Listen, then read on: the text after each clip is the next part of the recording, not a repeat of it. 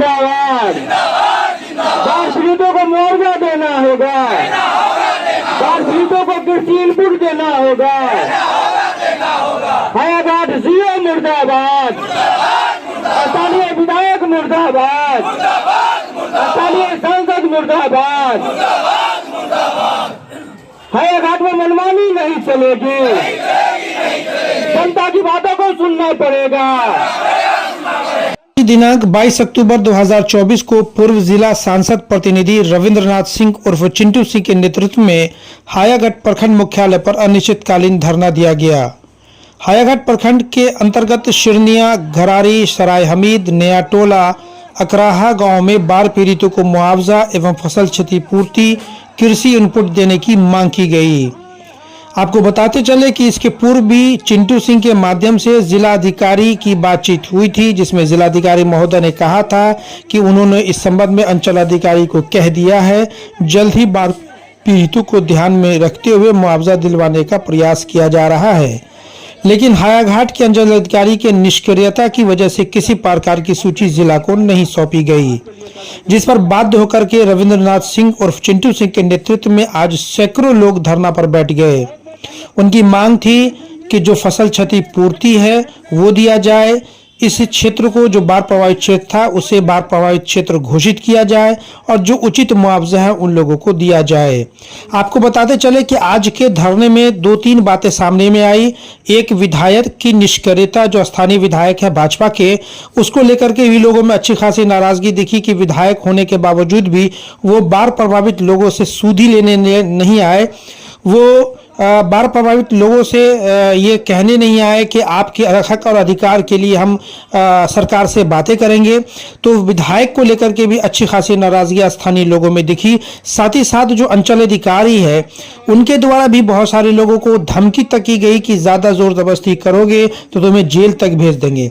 जैसा कि आपको मालूम है कि इससे पहले भी बहेरी अंचल अधिकारी के द्वारा स्थानीय मुखिया को सामाजिक मुद्दे को लेकर के भी धमकी दी गई थी। लगातार दरभंगा जिला में अंचल अधिकारियों के द्वारा प्रतिनिधियों, आम लोगों को धमकी तक दिया जा रहा है कि उन्हें जेल भेज दिया जाएगा।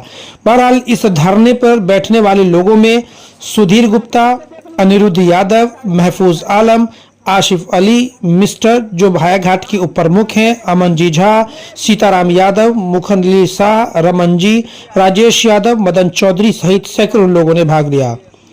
जिलाधिकारी के निर्देश पर अंचल अधिकारी और प्रखंड विकास पदाधिकारी ने धरनार्थी से शाम के समय में वार्ता की और उनकी मांगों को स्वीकार करते हुए पीड़ितों को मुआवजा देने की बात कही। अंचल अधिकारी और प्रखंड विकास पदाधिकारी के आश्वासन पर धरने को आज समाप्त कर दिया गया। क्या कहा वक्ताओं ने और पीड़ितों ने, चली एक एक करके तमाम लोगों के बातों को दिखाते और सुनाते हैं। हायाघाट से नीतीश कुमार यादव की रिपोर्ट। देखिए, आज का धरना जो है कि विगत दिनों आप देख रहे हैं कि बिहार में बाढ़ आई थी। बाढ़ के क्रम में जो है दरभंगा जिले के कुशेश्वर स्थान, गौराबोराम, हनुमान नगर सहित अलीनगर प्रखंड में भी कई प्रखंड को भी जो उन्होंने बाढ़ से घोषित किया। और यहीं हायाघाट प्रखंड में सिरनिया, घरारी, अकराहा, नया टोला, सराय हमीद, बिलासपुर, इस सब जगहों पर बाढ़ें आई थी। 20-20 नावें चलाई गई। उसके बाद भी अंचलाधिकारी के द्वारा रिपोर्ट नहीं भेजना, ये दुर्भाग्यपूर्ण है। जबकि मैंने घूम कर देखा है, मैंने डीएम साहब से बातचीत भी की थी उस समय, तो उन्होंने कहा था कि मैं सीओ को बोल दिया हूँ। 17 तारीख को भी मैं 16 और 17 को हायाघाट प्रखंड का दौरा मैंने किया है। हायाघाट मैंने घुमा है, घर घर जाने का काम किया। वहाँ की स्थिति को मैंने देखा कि फसल क्षति है, मकान गिरा हुआ है, कई मकाने गिर चुका है, नाव चल रहा है, अभी भी पानी लगी हुई है खेतों में। तो इस परिस्थिति में तो जो है फसल होना संभव नहीं है। और यहाँ के जो किसान है वह फसल पर जीवित है, तो उनका नुकसान का भरपाई कौन करेगा? वो तो अपने पॉकेट से कर्ज लेकर फसल लगाने का काम किया, तो उसका उनका जो फसल क्षति हुआ है। तो इससे पूर्व में मैंने माननीय मुख्यमंत्री जी को लिखित भी दिया था, जो कि दिया गया। उन्होंने आपदा सचिव को भी कहा, लेकिन आज तक। और 17 तारीख को डीएम साहब का फ़ोन भी आया था मुझे, तो मैंने कहा कि करीब 500 लोग हैं जो मेरे साथ घूम रहे हैं, उनकी स्थिति को मैंने देखा है।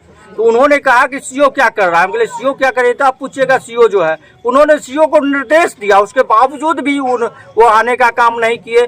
पता चला कि डीएम साहब फिलहाल अभी छुट्टी पर हैं, तो बाध्य होकर हम लोग आज कि हायाघाट प्रखंड मुख्यालय पर धरना पर बैठे हैं कि जितने भी बाढ़ पीड़ित है हमारे हायाघाट प्रखंड में, उन सभी को उनका जो उचित मुआवजा है, फसल क्षतिपूर्ति है, क्षतिपूर्ति मुआवजा, इन सभी को सरकार के द्वारा दिया जाए, जिलाधिकारी महोदय के द्वारा दिया जाए।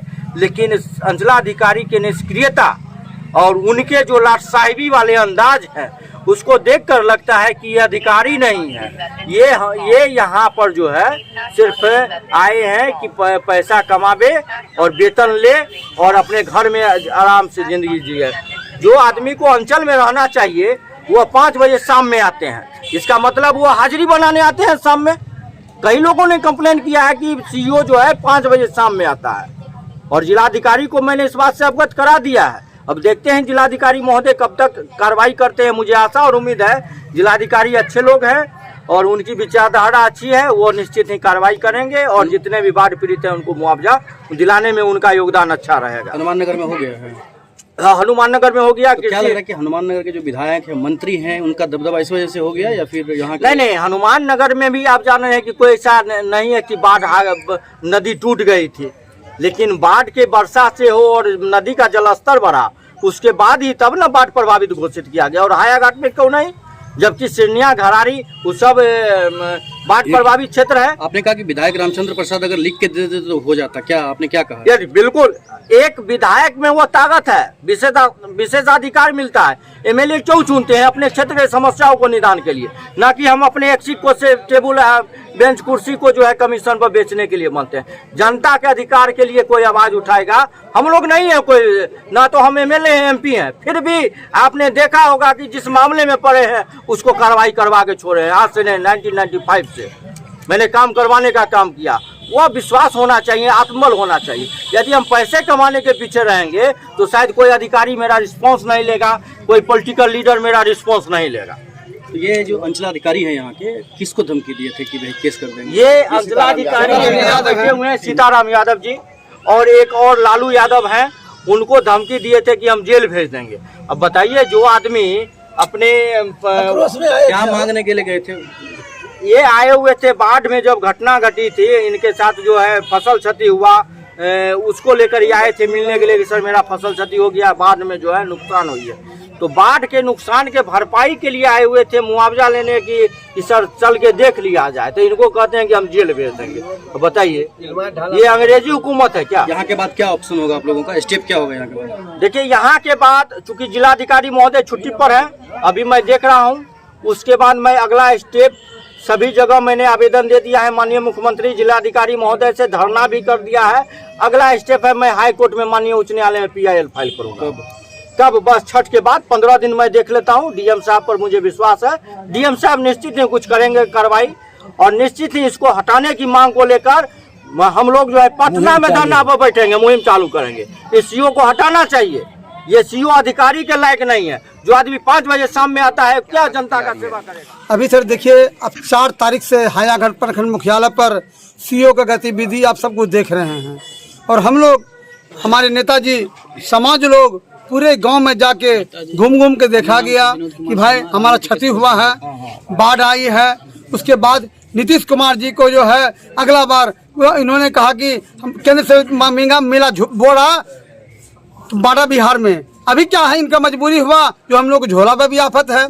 जब लालू यादव की बिहार केंद्र में सरकार थी, सोनिया गांधी, नीतीश कुमार गलती कर रहे हैं या यहाँ के पदाधिकारी गलती कर रहे हैं? यहाँ के पदाधिकारी गलती कर रहे हैं और यहाँ के क्षेत्रीय विधायक गलती कर रहे हैं। ये क्षेत्रीय विधायक के लापरवाही की वजह से हम लोग ये दुर्दशा देखना पड़ रहा। अगर वो सही रहता तो आज हम लोग दुर्दशा देखना नहीं पड़ता। Doctor Nawaz dental, skin, hair and laser clinic Darbhanga.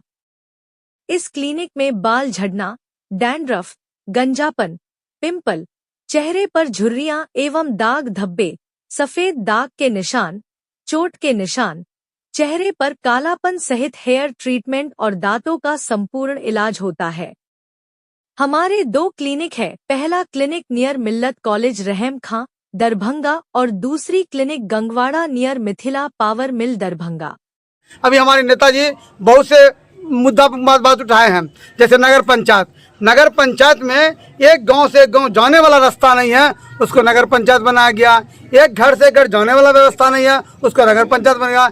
यहाँ के जो कार्यपालक पदाधिकारी पूर्व में थे, उन्होंने 100 रुपया में बिल्ला बेचने का काम किया और हर घर में 10 लाख रुपया ले जाने का काम किया। दूसरा नंबर, अभी जो जितना भी मशीन लाया हुआ है, उनको जो है सब डेंटिंग पेंटिंग करा के कई करोड़ रुपया का योजना बनाकर और जो माल बनाने का काम किया, वहीं का एक भी इनका काम जो है मशीन सही सुरक्षित नहीं चल रहा है। बस अपना काम बनता, भाड़ मज्जा जनता। एक कार्यपालक पदाधिकारी एक बार भी बारे में उन्होंने कुछ सोचा नहीं। ये भाई हमारा नगर पंचायत में क्या स्थिति है, क्या परिस्थिति है। ये आते हैं, एसी में बैठते हैं और ये जो यहाँ के वार्ड पार्षद मुख्य पार्षद हैं, ये इनकी मिली भगत से ये बाहर निकलते नहीं हैं। तो सर छोड़िए ना, हम देख लेंगे। अच्छा, नगर पंचायत का भी कुछ गांव बाढ़ से ग्रसित है। बहुत जगह घरारी, सिरनिया, नया टोला, सरामिद, अकराहा, सिरनिया पश्चिमी, ये सब तो पूरा बाढ़ ग्रसित है सर। मुख्य पार्षद जो है कहाँ लड़ाई कर रहे हैं जनता की? कुछ नहीं, उनको तो कमीशन से मतलब है। उनका कमीशन होना चाहिए।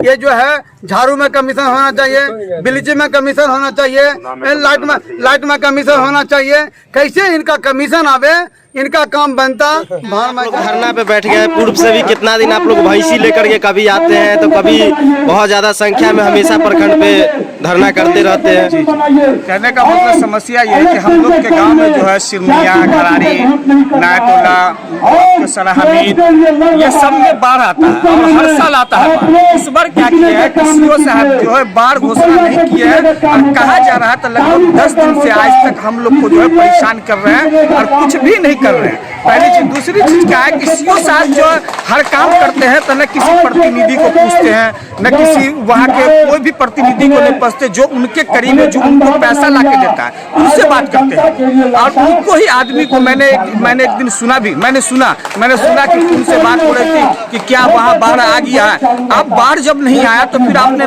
20 नाव कैसे दिया? हायाघाट प्रखंड में पंचायत में जो है मणिपट्टी पंचायत में 1 नाव दिया आपने, उसके बाद जो है उसमें हायाघाट में आपने नाव दिया, नया टोला में नाव दिया, सिरनी घरारी में नाव दिया। तो नाव कैसे हुआ?